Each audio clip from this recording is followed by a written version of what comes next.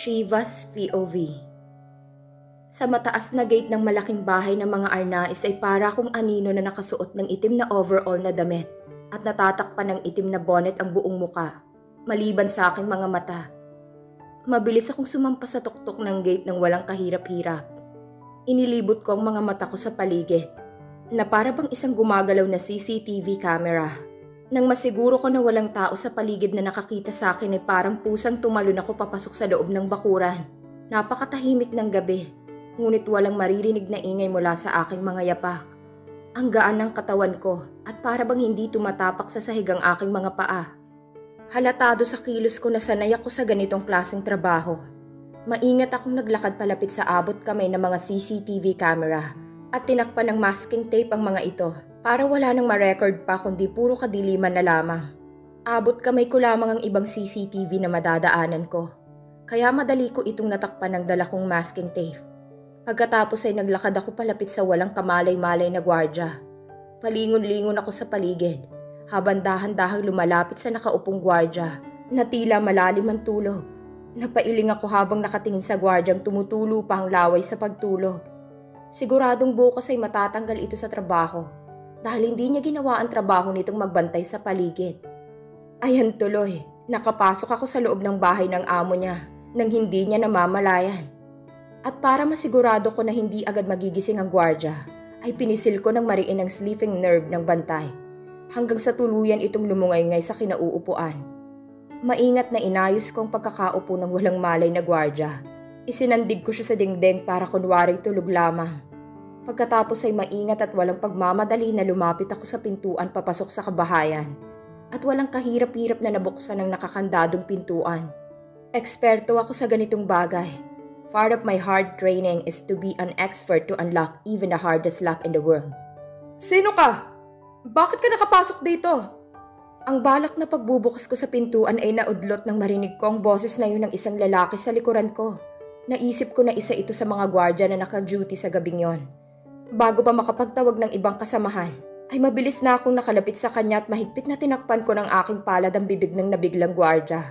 Kasabay ng pagtusok ng karayom sa leeg nito. Walang malay na bumagsak ang gwardya sa semento. Hinila ko ang walang malay na katawan ng gwardya at itinago sa likuran ng mga halaman. May kabigatan ng lalaki kaya naman nahirapan ako sa paghila sa katawan ng gwardya para maitago ko sa likuran ng makapal na halaman. Lalabas na sana ako sa likuran ng mga halaman nang biglang may lumabas na isa pang gwardya mula sa loob ng bahay. Nagpalinga-linga ito na tila may hinahanap. Sanchez, bakit mo iniwang hindi nakalakang pintuan? Mayayari tayo kay sir pag nagkataon. Tawag nito sa kasamahan nito. Nang walang sumagot sa kanya ay nag-umpisa itong maglakad palapit sa gwardyang walang malay na nakaupo at nakasandig. Shit! Kapag nakalapit siya sa kasamahan niyang gwardya ay matutuklasan niyang hindi ito natutulog, kundi walang malay. Mahinang anas ko. Kailangan kong patulugin din ang gwardyang ito bago pa niya matuklasan na nangyari sa kasamahan nito. Maingat at walang kilatis na lumapit ako sa walang kamalay-malay na gwardya na naglalakad pa rin palapit sa walang malay naman nitong kasamahan. Ngunit bago pa man ito tuluyang nakalapit sa kasamahan ay mabilis na akong nakalapit sa kanya at itinulak ko siya pasandal sa sementadong poste kasabay ng pagtusok ng karayom ko sa kanyang leeg. Hindi nakapalag ang gwardya dahil sa gulat at hindi inaasahang pag-atake sa kanya. Katulad ng dalawang mga kasamahan ay walang malay na bumagsak din ito sa malamig na semento. Napailing na lamang ako habang nakatingin sa guard. Kailangan pa nila ng training dahil madali silang patulugin ang kanilang kaaway. Mabilis na hinila ko ang katawan ng lalaki at itinabi sa katawan ng kasamahan nitong itinago ko sa likuran ng mga halaman. Pagkatapos ay itinuloy ko ng naudlot na pagpasok ko sa loob ng bahay ng negosyanteng si Poldo Arnaiz. Malaki ang bahay at maraming mga magagarang gamit ang makikita sa loob ng bahay ni Poldo. Kaya hindi ko napigilan ng mapaismed. Alam ko naman kasi na sa masamang paraan kinuha ni Mr. Arnaiz ang perang pinangbili sa mga magagarang gamit na ito. Hindi na ako nag-aksaya ng oras at agad na akong umakyat sa itaas ng hagdan para hanapin ang kwarto ng taong pakay ko. Maswerte na sa unang kwarto na aking pinasok ay kwarto agad ng mag-asawang Arnaiz ang aking napasukan. Hindi nakalakang pintuan ng kwarto ng mag-asawa, kaya walang kahirap-hirap na nakapasok ako sa loob. Siguro tiwala ang mga ito na walang ibang tao na maglalakas loob na pumasok sa loob ng bahay nila dahil may mga gwardya namang nagbabantay sa paligid. Ngunit yun ang malaki nilang pagkakamali.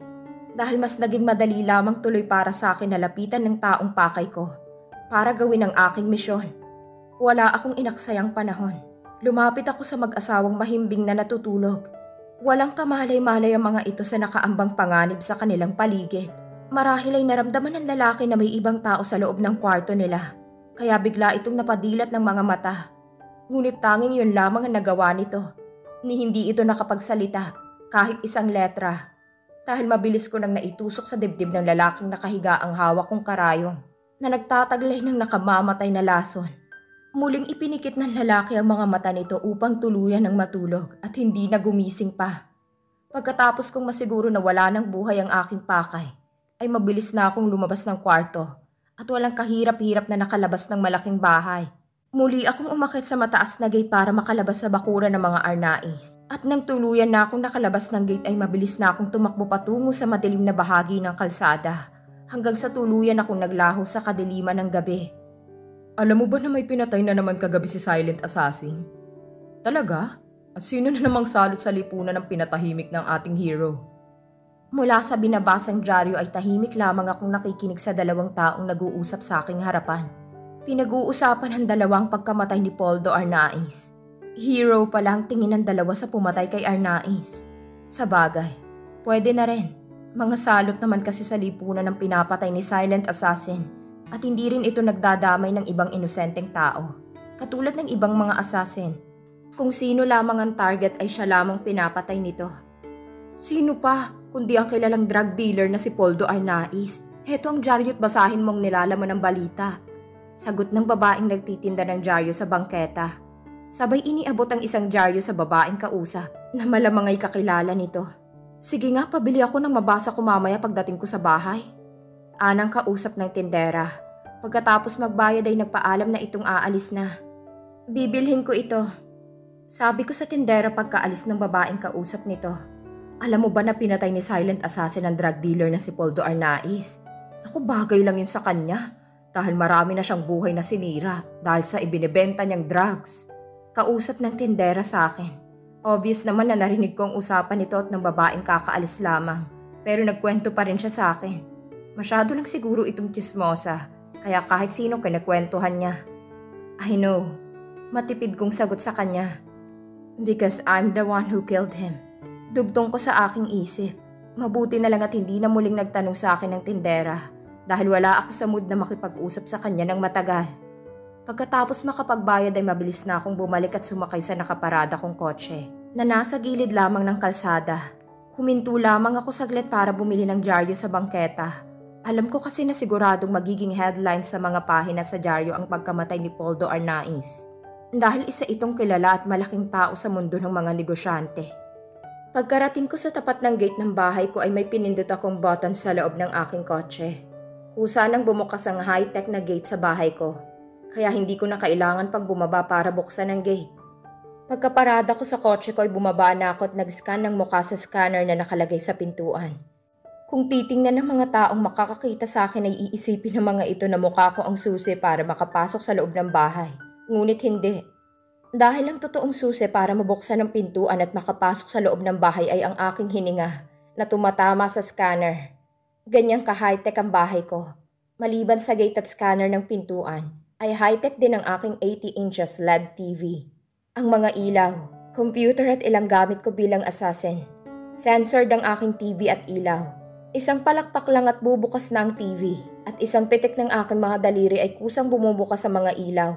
Samantalang ang aking computer ay parang tao na kumakausap naman sa akin at sumasagot sa lahat ng aking mga tanong na parang isang tunay na tao ang aking kausap.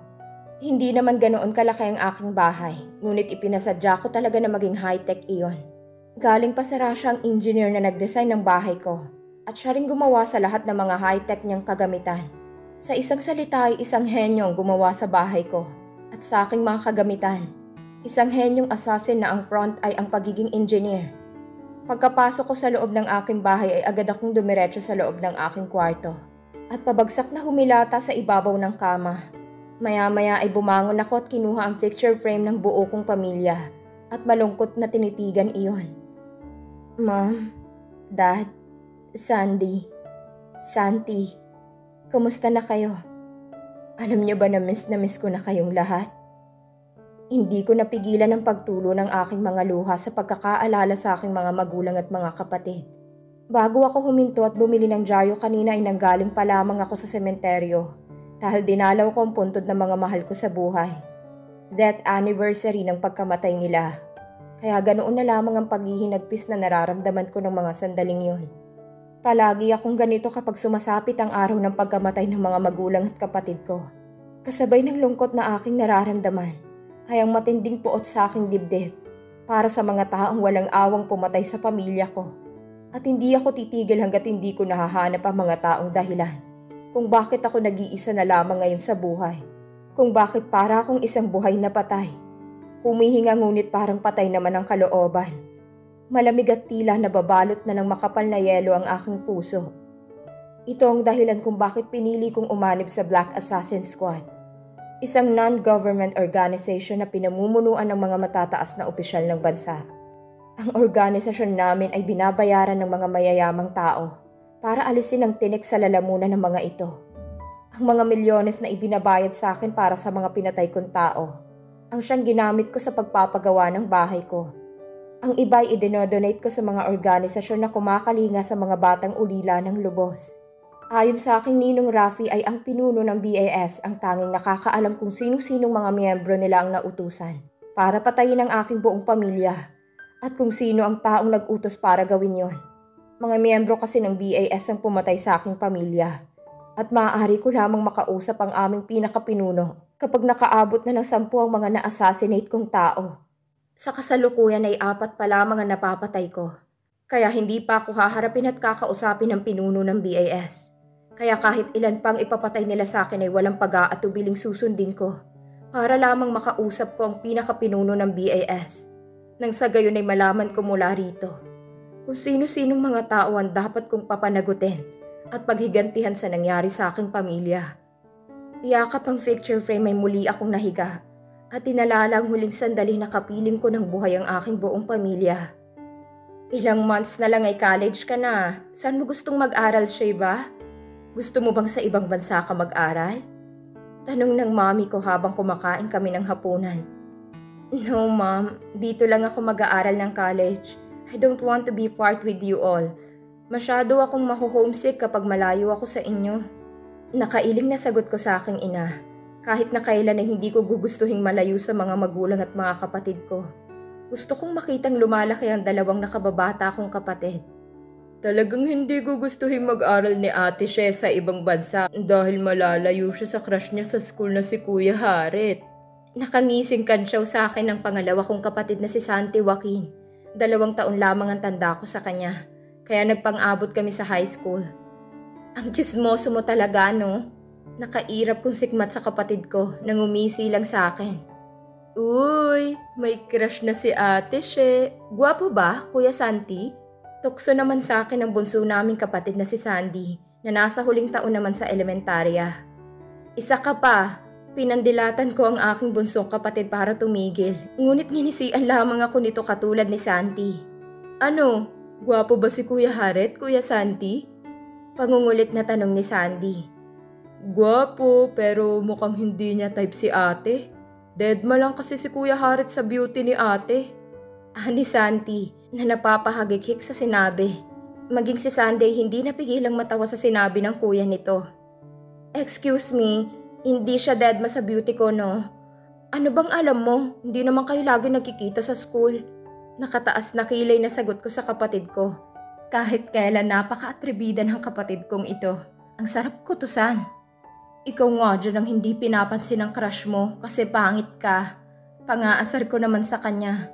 Pero syempre inaasar ko lang din siya dahil ang totoo ay cute ang aking kapatid. Lalo na kapag ngumingiti at lumalabas ang malalim na biloy sa kaliwang pisngi. O siya, tama na yan at baka mauwi pa sa away ang kansyawan niyong yan. Mahinang saway sa amin ni Daddy. Okay lang na magkaroon kayo ng mga crush-crush na yan basta wag pababayaan ang inyong pag-aaral, okay? Sabi naman ni Mommy. Yes, Ma'am. Magkapanabay na sagot namin ni Santi. Pagkatapos ay masaya naming ipinagpatuloy ang aming pagkain. Ganito naman kaming magkapatid. Mag-aasaran kami pero ilang segundo lang ay bati na agad kami. Nasa kalagitnaan kami ng hapunan namin. Nang bigla na lamang may 4 na kalalakihan ng puwersahang pumasok sa loob ng bahay namin. Natatakpan ng bonnet ang mga mukha ng mga ito at tanging mga mata lamang ang nakikita namin sa kanila. May dalang mga baril ang bawat isa na biglang itinutok sa amin. "Sino kayo? Anong kailangan?"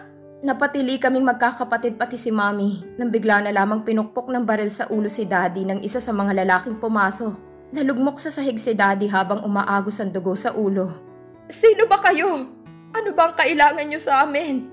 Umiiyak na tanong na ni Mami. Dinaluhan nito si Daddy na nakahiga sa malamig na marmol na sahig. Sa halip na sagutin ang tanong ni Mami ay bigla na lamang itong pinagbabaril ng isa sa mga kasamahan ng mga lalaking armado. Pagkatapos ay isinunod naman kaming magkakapatid na pinagbabaril din ng ibang mga kasamahan nito. Pagkatapos nun ay wala na akong natandaan. Nagdilim na kasi ang mga paningin ko dahil sa tama ng baril sa aking katawan. Ngunit may isa na tumatak sa isip ko.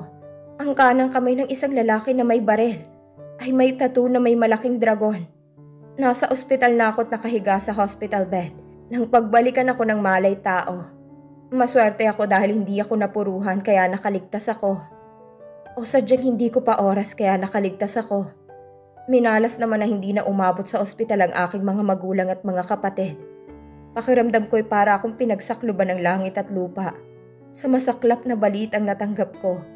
Mag-isa na lamang ako ngayon sa mundo. Ano pang silbi ng buhay ko?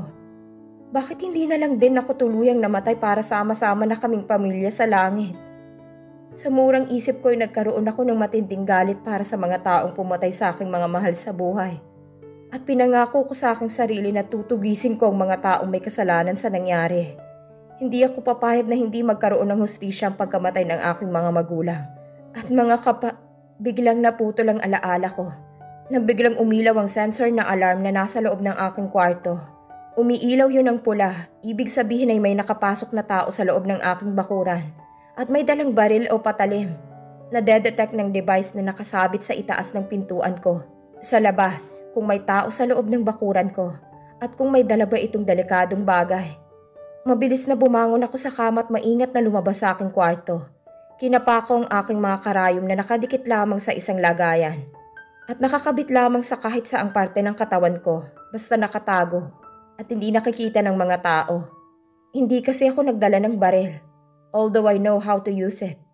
Naalala ko lamang kasi ang mga armadong lalaki na pumatay sa pamilya ko kapag humahawak ako ng baril.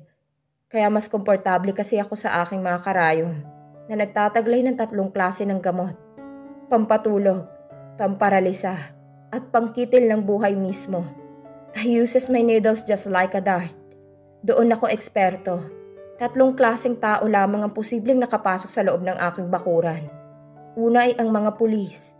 Baka nakahanap ang mga ito ng ebidensya at natuklasan nila na ako at si Silent Assassin ay iisa lamang. Pangalawa ay ang mga tauhan o kapamilya ng mga taong pinatay ko at balak akong paghigantihan matapos matuklasan ang aking tunay na katauhan. Baka may nakakilala sa akin kahit na palagi naman akong nakasuot ng itim na bonnet sa aking ulo kapag may misyon ako para walang makakilala sa akin. At pangatlo ay ang mga kaanib ko sa organisasyon na may lihim na galit sa akin at gusto akong itumba. Hindi naman kasi lingid sa akin kaalaman na marami ang nagagalit sa akin. Dahil ang tingin ng mga ito sa akin ay mayabang. Hindi kasi ako nakikihalubilo sa mga kasamahan ko. At malapit din ako sa kanang kamay ng aming pinuno. Kaya halos lahat ng misyon na may malaking bayad ay napupunta sa akin. Na dahilan para marami ang mainggit sa akin. Sa 3 klase ng tao na aking naisip ay sino kaya sa kanilang nakapasok sa loob ng aking bakuran? Ngunit kahit sino pa sa 3 hindi ko sila uurungan. Buong pag-iingat at dahan-dahan akong lumapit sa pinto. Ang lahat ng aking mga pandama ay aktibo sa sandaling ito.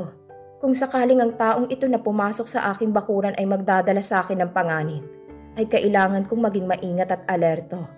Kung sa labas ng pintuan ng scanner ay ang hininga ko na tumatama sa scanner, ang kanang palad ko naman ang susi para makalabas. Nang itinapat ko ang palad ko sa scanner ay otomatikong bumukas ang pintuan. Ngunit bago pa man ako makalabas ng pinto ay biglang sinugod ako ng isang lalaking may hawak na kutsilyo at nakatago lang pala sa gilid ng pintuan ko. Pero alerto na ako kaya naiwasan ko ang kanyang pag-atake. Ngunit kung hindi ako nakaiwas ng mabilis ay nasaksak na sana niya ako ng kutsilyo sa dibdib. Kasabay ng matagumpay kong pag-iwas sa katawan ko sa pag-atake niya. Mabilis kong hinawakan ang likod ng kamay niya at binaliti na mahigpit ang braso niya para mabitawan niya ang kutsilyo. Iniuntog ko ng malakas ang ulo niya sa konkretong dingding ng bahay ko